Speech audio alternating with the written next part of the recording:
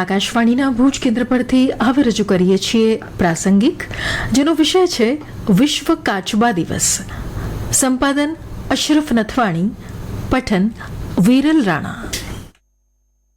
દર વર્ષે 23મી મેના રોજ વિશ્વભરમાં વિશ્વ કાચબા દિવસ ઉજવવામાં આવે છે. આ દિવસની શરૂઆત વર્ષ 2000માં અમેરિકાની સંસ્થા દ્વારા કરવામાં આવી હતી. તેનો મુખ્ય હેતુ કાચબા અને કાચબાની વિવિધ જાતિઓના સંરક્ષણ અંગે લોકોમાં જાગૃતિ ફેલાવવાનો છે. કાચબા પૃથ્વીના સૌથી પ્રાચીન જીવમાંના એક છે. વૈજ્ઞાનિકો મુજબ તેઓ લગભગ 20 કરોડ વર્ષોથી પૃથ્વી પર અસ્તિત્વ ધરાવે છે. પરંતુ આજે પ્રદૂષણ, પ્લાસ્ટિક, કચરો, દરિયાઈ પ્રદૂષણ, ગેરકાયદેસર શિકાર, આબોહવા પરિવર્તન અને વસવાટના વિસ્તારોના નાશને કારણે તેમની સંખ્યા ઝડપથી ઘટી રહી છે. ભારતમાં દરિયાઈ તથા જમીન પર રહેતા કાચબાની અનેક જાતિઓ જોવા મળે છે. તેમાં ઓલિવ રીડલે, ગ્રીન ટર્ટલ, હોક્સબિલ, લેધરબેક અને લોગર હેડ જેવી દરિયાઈ જાતિઓ મહત્વપૂર્ણ છે. ભારતમાં વર્લ્ડ લાઇફ પ્રોટેક્શન એક્ટ 1972 હેઠળ કાચબાનું સંરક્ષણ કરવામાં આવે છે. કાચબાની વિશ્વમાં જોવા મળતી કુલ 7 પ્રજાતિઓ પૈકી ભારતના દરિયામાં કુલ 5 પ્રજાતિ તેમજ ગુજરાતના દરિયામાં 4 પ્રજાતિ જોવા મળે છે. જેમાં ખાસ કરીને દ્વારકા જિલ્લામાં દરિયાકાંઠે લીલા કાચબા અને ઓલિવ રીડલી કાચબાની મોટા પ્રમાણમાં વસાહત રહેલી છે. ગુજરાતનો લાંબો દરિયો કિનારો કાચબાઓ માટે મહત્વપૂર્ણ વિસ્તાર માનવામાં આવે છે. ખાસ કરીને કચ્છનો દરિયા કિનારો અને મરીન ઇકોસિસ્ટમ દરિયાઈ કાચબાઓ માટે અનુકૂળ નિવાસસ્થાન છે. કચ્છના મુન્દ્રા, માંડવી, જખૌ અને નારાયણ સરોવર આસપાસના દરિયાકાંઠે કેટલીક વાર ઓલિવ રીડલે તથા ગ્રીન ટર્ટલ જોવા મળે છે. કચ્છનો દરિયો સમૃદ્ધ જૈવ વિવિધ્ય માટે જાણીતો છે.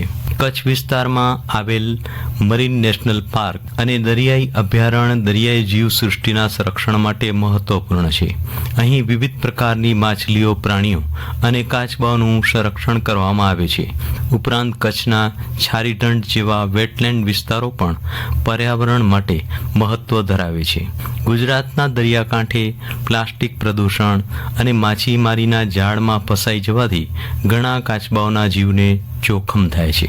તેથી વન વિભાગ, પર્યાવરણ પ્રેમી સંસ્થાઓ અને સ્થાનિક લોકો દ્વારા કાચબાના સંરક્ષણ અને વિવિધ અભિયાન ચલાવવામાં આવે છે.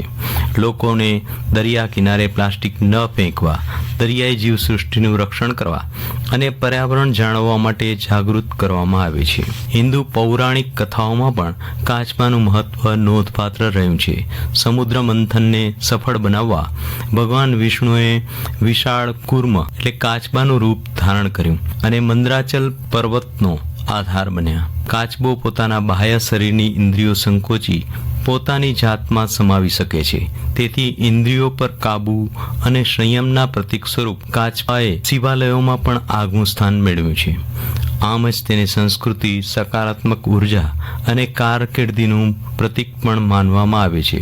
વિશ્વ કાચબા દિવસ આપણને પ્રકૃતિ પ્રત્યે જવાબદારીનો સંદેશ આપે છે. કાચબા પર્યાવરણનું સંતુલન જાળવવામાં મહત્વપૂર્ણ ભૂમિકા ભજવે છે.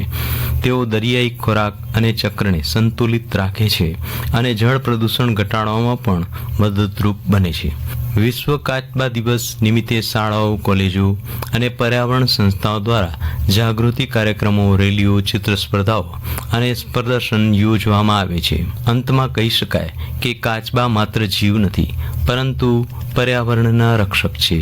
તેમના સંરક્ષણ માટે દરેક વ્યક્તિએ પોતાનો ફાળો આપવો જરૂરી છે, જેથી આવનારી પેઢીઓને પણ આ અદ્ભુત જીવસૃષ્ટિ જોવા મળે.